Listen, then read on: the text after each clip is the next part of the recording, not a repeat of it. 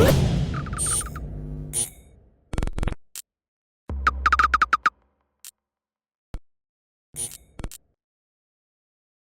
is Andi Purewal for Boxing Social in association with Betfred, and I'm delighted to be joined by Sky Sports' Adam Smith over Zoom for first. Well, I was going to say for the first time again. Just getting my interviewees mixed up. Adam's not our first time; it's our second time, I believe. But it's good to catch up with you once again. How are you doing? How is life? You know, look, we've just got to crack on day in, day out, haven't we? I mean, it's a very difficult time for everybody. You know, we had a COVID outbreak in my family with my father, my sister, my stepmom, all catching it over the Christmas period, which was really tough. Fortunately, everybody's sort of through that. And, you know, the great news is that the vaccine's around. You know, my mum's had hers, my dad's were having his, and, you know, the in-laws and all that sort of stuff. And I think once, you know, the elderly generation are all vaccinated and all, you know, much more safe, then I think, you know, that's what will start everything moving again. And so I think this time, sort of last year, when we didn't know how long this was going to go on for, that was sort of worse, because, you know, you're completely in the blind, weren't you? And we just didn't know, and we had no sport for a long time. And then we came back in a way, but it was obviously so controlled, and it will still come back like that for the next few months. But at least we know that, you know, fingers crossed, there's no sort of wild variants that are going to sort of upset the vaccines, etc., that, you know, we should be in a much better place in, you know,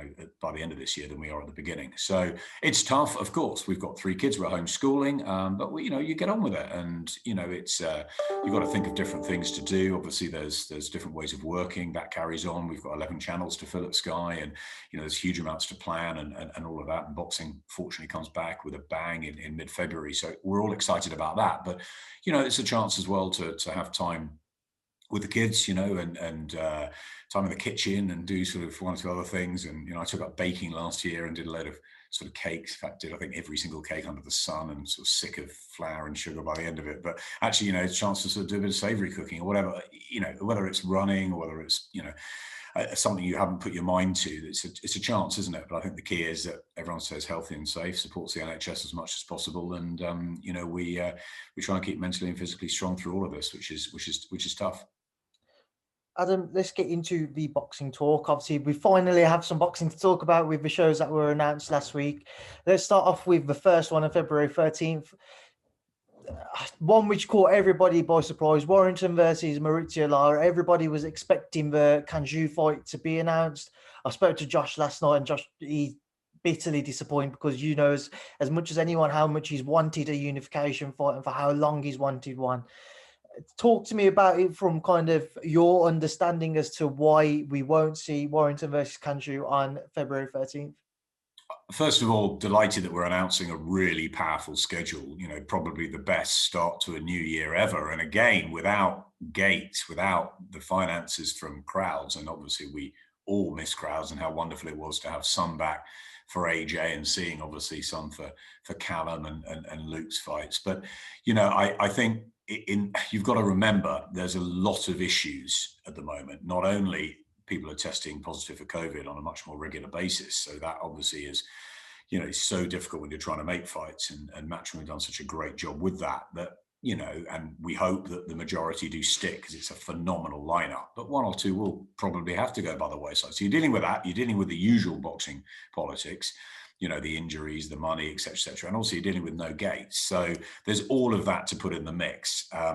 Obviously, I feel for Josh Warrington. You know, he's waited a long time to get back in a ring. I think it'll be 16 months or something. We had him on our Sky Toe to Toe podcast a few months ago, and we chatted at length. And, you know, Josh is a great guy, and I'm really pleased he's back on Sky. You know, really enjoyed working with him, building him up through those big nights in Leeds. And then Frank did a fantastic job of getting him, you know, up there and at world level. And now, of course, he wants the biggest fights, and we all do. We all want the unifications or the Gary Russell fights, etc. But you've got to remember that, you know, travel is so difficult at the moment, with the corridors, with the quarantines, all of that. Plus, also, you know, they both want crowds too. So, and you think with Josh, he's particularly, you know, when we were working together in the early days, I thought, oh, this is like a mini Ricky Hatton. You know, he's a guy that knows sort of pretty much every person in Leeds. He goes around and he sells the tickets himself. He's a great backstory. He's a dental technician. He's now got a couple of kids. You know, he's a normal, down to earth guy, and he's a big Leeds fan, obviously, which is a huge sort of sleeping giant of a city of not just football but boxing as well. We were back there in the days with the likes of Derek Roach and some great nights. And you know, Nicola Adams, of course, and Chad Bates, and there's many others around Leeds. And, you know, I think we will go back there. So I think we can get that unification fight, but I think maybe we have to wait until there's crowds, or we have to wait until, you know, everyone's settled. Big fights are hard to make. So it is disappointing. I get that. But the key with Josh is he's got to fight. You know, he's got to get out there, defend his title. And, you know, that's important. And this is where, you know, it can be difficult to sort of remotivate yourself, refocus when you've concentrated on one opponent. But that's what the life of a boxer is. And, you know, he's getting back out. And I think that's the key. He said to me a few months ago, I just want to fight. You know, I just want to be, you know, I see Dillian Whyte having a couple of fights. I see Katie Taylor's having a couple of fights. You know, what about me? And I think this is the opportunity. He's first out the blocks in 2021. So he's got to look at that as a positive, and he's got to put that disappointment behind him and realize that, you know, this is a weird and strange and hard and turbulent world. And he's getting out there and he's boxing, and he's got a world title. He needs to defend it. He needs to shine on Sky. You know, it's an interesting opponent in Maurizio Lara. You're someone who's on a very good run. He's young, someone who's got nothing to lose really here. So he's got to be on his A game, Josh, and I'm sure he will be. Just want to touch on one of the fights on that card. I know there's a British title fight on it, but away from that, Zelfa Barrett versus Kiko Martinez is a very interesting fight. Just your thoughts on it, Adam? Listen, I think these cards are fantastic. You know, I was obviously, you know, Eddie and I were chatting all the way through the sort of festive period, and you know, he's coming up with these, you know, these little nuggets, and you know, and then we sort of came to the announcement on Friday, and I wasn't sure sort of how much he was announcing and how much had been fixed, and you know, he was like, oh, I want to put that one out now as well. And suddenly I was thinking, wow, these are like fight camp cards every week. They're brilliant. And so I think some of these, you know, and terrific that the women are all getting out. You know, we know that women's boxing is absolutely booming. So it's fantastic. You know, we've got some great lineups. And yeah, I like the first one. I think we've got Dalton Smith and Hopi Price on, Lee Wood in a really interesting British title fight with Reese Mould, of course. And yeah, you know, Zelfa was great at fight camp, wasn't he? He had that fantastic fight with Eric Donovan. It was a really interesting one, an exciting one, and a great finish. And Kiko Martinez, look, you know, he might be aging now, but we know what he's all about. He's got power. He comes forward. He's never in a dull fight. He's exciting. And,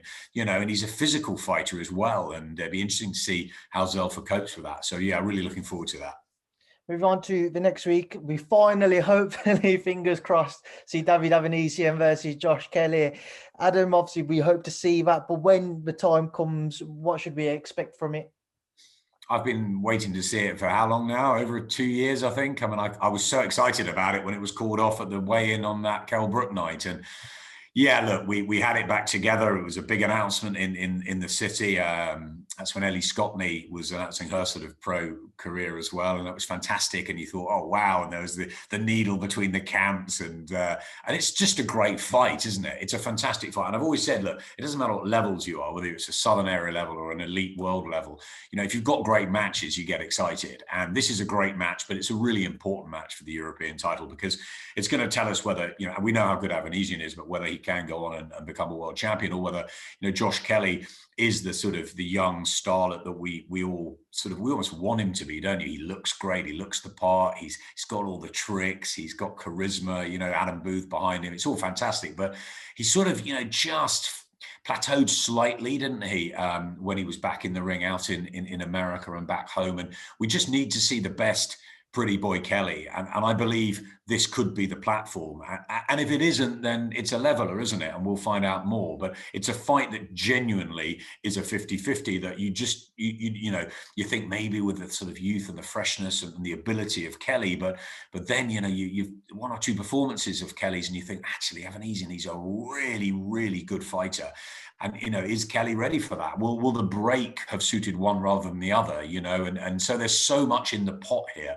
I think it's probably, you know, with the Whyte Povetkin match, of course, but it's probably the best other fight of this whole period. And I'm so glad it's happening. And, you know, we spoke to Josh the other day. He's so up for it. And, You know, I think this is either his coming out party where we'll find out, you know, how good he is, and you know, then we'll have that sort of big duel with the likes of Conor Benn, and obviously it's a hugely competitive division worldwide. So there's some fantastic fights to look forward to if he does a number on Avanesian. But it's a big if. You know, we know what European titles can do. Remember, you know, when Ted Cheeseman went up and everyone thought he beat Sergio Garcia, and he was absolutely outclassed from start to finish, and he had to pick himself back up from that. It was a terrible night. So I think Kelly's got that ability to be able to shine in this fight. But you know, who you're picking, it's a really tough one, and I literally cannot wait for it. And it's so good it's finally been made. We see another interesting matchup on that undercard as well, one which was also delayed: Florian Marcu versus Ryland Charlton. It's an interesting division, and there's some brilliant fights domestically to be made for any of the fighters there. Just your thoughts on there about. I wasn't sure whether you were coming to me about Anthony Fowler, who I'm really excited about this year. Could be the breakthrough year for Fowler, or Amy Timnan and Carly Skelly on that bill. And what a terrific first fight they had. But yeah, you're absolutely right. The pick of the undercard might be that little perler between Florian Marcu and Ryland Charlton. I mean, you know, the pint-sized powerhouse, what he did to Joe Laws, he burst onto the scene. And that's what, you know, this sort of post-lockdown period are giving these fighters who you know, are very well known in their sort of local areas, but maybe are not on the national scene. Suddenly they're under the bright lights. They're on Sky at a great time on a Saturday night, and you know, they're taking their opportunities. And you know, we wait to see Joe Laws and how he'll deal with that. But Charlton and Marcu, I mean, you know, I've known about Florian Marcu for a long time through Don Charles and sort of other connections in North London, and I've obviously his fan base is enormous. So, but you know, you wonder sort of how good he is and how far he can go. He's exciting. He's aggressive. He should have won that fight, obviously, at Wembley. I believe it shouldn't have been a draw. But I think, you know, it wasn't a great performance from Marcu. So it just makes you think, you know, can Charlton come in there and shock him, or will Marcu just be too tough and too strong? It's an absolutely cracking fight. I really, really, really, really want to see that fight. I wish it was on an earlier, you know, I wish it was next week, but it's we know when it's happening. It's mid-February, and yeah, we can't wait. Fast forward another week and we move on to Whyte Povetkin 2. How much pressure on Dillian to ensure that he bounces back from what was in the end a shock defeat to Alexander because of what we saw in the rounds before he got stopped?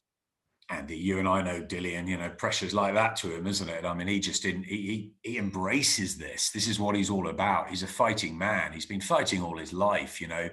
He's come from such a tough background. He's come over to Britain, and you know what? He's been that sort of, you know, the bad boy for a while, you know, when, you know, he was the other side to AJ and the sort of, you know, the poster boy, and that was a fantastic rivalry. And look, it was a really good fight, wasn't it? You know, he shook Joshua.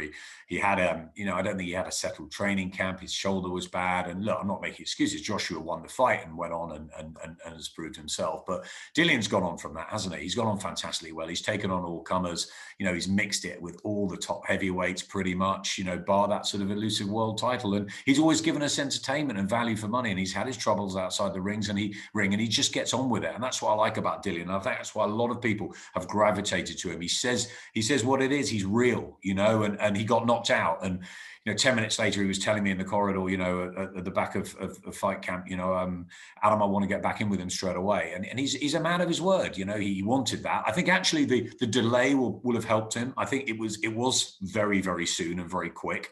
But look, you know, and Alexander Povetkin's had COVID, so obviously he's had to come over that. So does that change things slightly?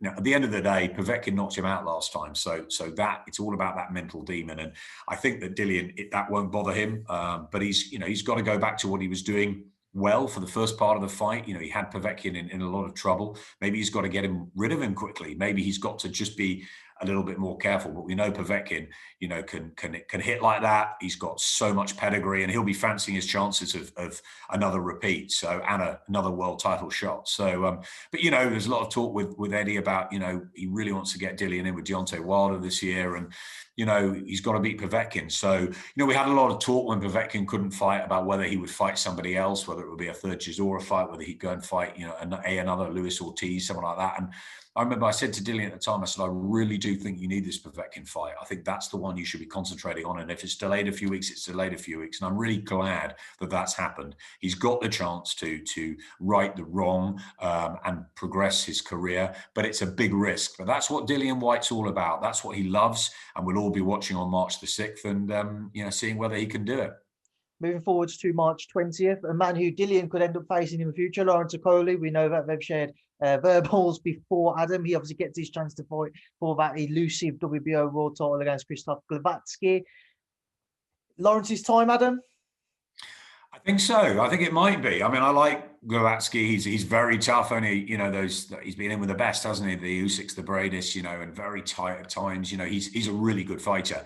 But is he a little bit sort of normal, or not ordinary? He's a very strong and good fighter, but Okolie is a bag of tricks, isn't he? He's got that enormous reach. He's got power and he's unconventional. At times he reminds me a bit of Johnny Nelson. He reminds me a bit of that sort of the guy you don't want to fight. And his style. Let's be honest, it's been ugly. It's been we've wondered whether he could settle as a pro. We had that sort of the Matty Askin fight, and everybody was like, oh my god. And he's come through that, but he's very composed, Lawrence, and he's obviously got this great relationship now with Shane McGuigan. And I think Shane's getting him to use his distance and utilize that power more. He was fantastic before Christmas. Yes, he was expected to win that, of course, but I thought his timing was spot on. I think he looks like he really believes in himself. He believes in now the style that he's adapting. So yeah, it's come. It was going to come then. It's come a little bit later, this world title opportunity, but still come quicker than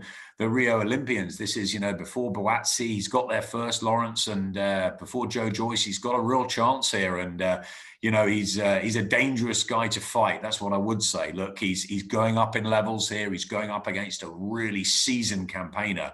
But it could be that the time is right for Lawrence Okolie. And if he does win that, the cruiserweight division is terrific. And then you've got to say he's going to become a heavyweight. It's a bit like Callum Smith, who I think has been trapped in a super middleweight's body for quite a long time. I've always thought he's a sort of natural light heavyweight, and it's only a matter of time before he does. And I feel that with Okolie, that size he's got, he's going to be a heavyweight, and he's going to be an awkward heavyweight to fight as well. So he's done a lot of sparring with the big boys, with Joshua and so forth. And as I said, I think I like the fact that the source, the penny boy, I think he's settled now. And I think, look, he's not the finished article, nowhere near. You've got to remember, he was working in a fast food place. He was flipping burgers. He had a short amateur career. He did really well with that.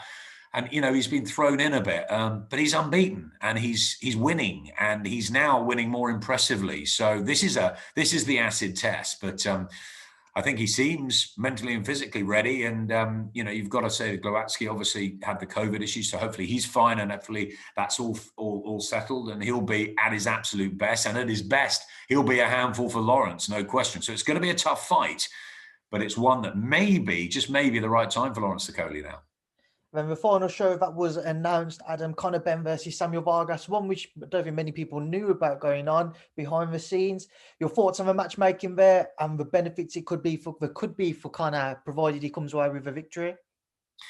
Yeah, Conor Benn is just a great story, isn't it? And it's growing and growing. And, people love the connection to his dad, the fact he sort of speaks a bit like him, but that he's done things his own way. And I think he's got a lot of respect for that. The fact that Nigel's out in Australia, supporting him from afar, but he's got his own setup. He's always been so doggedly determined with training. It was a big year for him. I think he went through ups and downs sort of mentally last year, and he's got a baby any day now on the way, and he's got a new place, and there's a new impetus now. There's a new mouth to feed. He's still young. I think he's just 24, and he looked good against Formella just before Christmas. I thought he was very patient. I thought he showed skills, but I think he also showed that he has power as well. We know that. We know he's exciting. How far he goes, still a big question.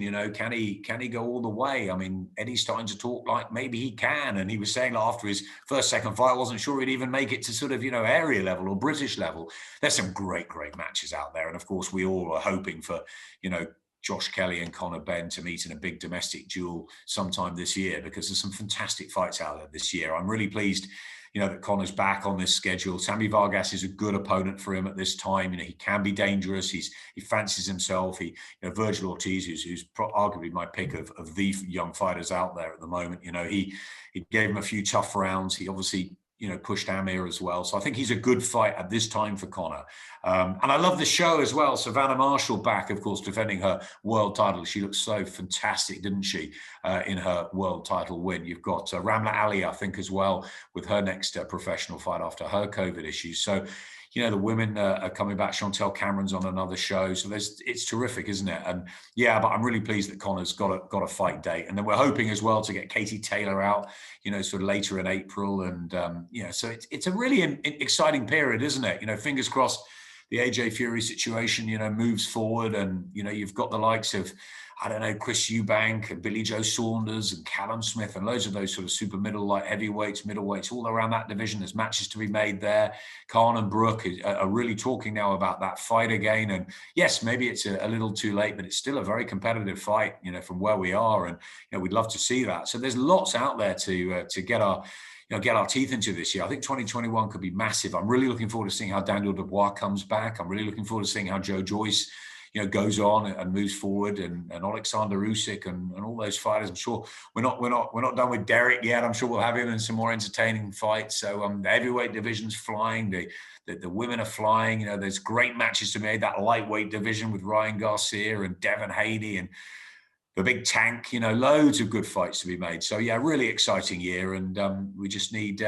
We need to get the crowds back as and when, hopefully the spring and the summer, and we can start to see, people coming back to boxing. That's what we want. And until that happens, we've just got to get on with it. But it's great to get some dates in the diary, and let's hope they stick.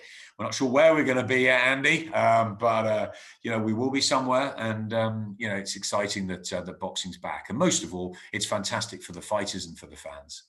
Adam, we've worked through those cards pretty quickly there. We haven't had a chance to touch on the undercards because I know that we're both kind of rushed for time at the minute. But I just want to touch on two other topics. One being Fury AJ.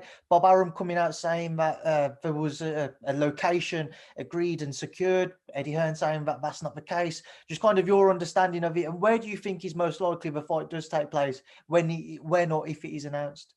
I'm a glass half full type of guy, Andy. I mean, Andy Scott calls me the most optimistic person in Sky, I think. So I'm always looking to, hope for an announcement. And I do believe that Fury Joshua or Joshua Fury, however it's going to end up being called, the fight that everybody wants to see, I do really believe it will happen in 2021. I think there's still a way to go. Talks are progressing. I think they're keeping it very close, and they should do. So I get little tidbits, obviously, from Eddie and from the fighters, but I think that there is a long way to go. We're not there yet. What's going to happen with Deontay Wilder? There's a lot of rumors. Will he fight Charles Martin or someone like that? Or I've heard that, and I don't know. Is that situation sort of resolving itself? And what about Usyk? And will Usyk do maybe the right thing for world boxing and sort of almost like step aside, but also for his career, he wants that shot. So who knows how many belts are going to be on the line or whatever. But I do think there's real momentum with us now. And I think they are talking both sides. And I think that there's a lot that is in place. I think there's a lot that still isn't. But I think that, I'm pretty sure it will happen, whether it will be in May or June or whether it will be later in the year. But I think it will happen, and I'm hoping that it will happen in the first half of the year. I think that the likelihood is we'll go to the Middle East. I think that obviously we'd all like it at Wembley or at Tottenham Hotspur or somewhere here. But I think the likelihood is it will be with everything going on in the world somewhere like that, whether it's Saudi or Qatar or whether it's I don't know, Singapore, I think China, lots of places have sort of come in. So I don't know. Look, we've been to Saudi before, haven't we? And we saw what happened there. And so these things can be done. And I think they need to get the fight sorted first. Then they need to look at the venue and obviously the broadcasters and everything else. There's a lot of complications. We know about Sky, BT, ESPN, DAZN, all of that sort of. There's lots to be sorted out still. So, but I think we can be quietly confident. I think, like I say, I say to everybody, keep patient during this time. Because we're doing the best we can of getting boxing back, and so is Frank, and so PBC and Top Rank and everybody else, and they're doing. And I think we've had some really good fights at the back end of 2020. In under the circumstances. So I think just be a little patient. But I think that I feel that this is the fight that should happen now for the world. I think it should happen for the fighters. I think both of them want it from my talkings to them. So I'm fingers and toes crossed on that one. Final one, Adam. Chris Eubank Jr. said that he wants Triple G next. If you can't get them, he'd like either Cal Brook or Liam Williams as a tune-up fight. Your thoughts on those comments? Really pleased that Chris Eubank has got back into the attention. The Salons are a great promotional team, they're saying, Calais. I hope they can work with Eddie, and maybe we can get Chris on Sky, because that would be fantastic. I'd love to see Chris Eubank back with us. I'd love to see him, fight some of these big names. It's absolutely great. I actually really want to see the Billy Joe Saunders fight, and I think if the Billy Joe didn't get Canelo and Chris didn't get one of these fights, I think that's a fantastic and a huge needle fight to make, domestically this year. But I'd love to see that with crowds back. So yeah, I'm really pleased. I think Chris needs a defining fight this year, and I think he'll get one. I've always liked his attitude. He works hard. He's not afraid to take on more advice and learning. It's great, and it's great to see the next generation after his father, who was a legend, just like Nigel. So yeah, look, obviously we work with Matchroom and we work with Eddie, but Eddie is close to the Salons, so let's hope we can maybe sort something out down the line, and it'd be lovely to have Chris back on Sky. But if not, we wish him well, and very excited to see Chris in some big fights. And yeah, the Golovkin fight, well, we almost made it, didn't we, a while back when Kell Brook took the opportunity. So yeah, that's always something that's been on the table. Adam, I appreciate your time this morning. I'll leave you now to enjoy the rest of your day and get on with your own work, and to let me leave you alone. I appreciate your time today, though. Thanks for being to Boxing Social. Always, Andy. Take care of yourself. Speak soon.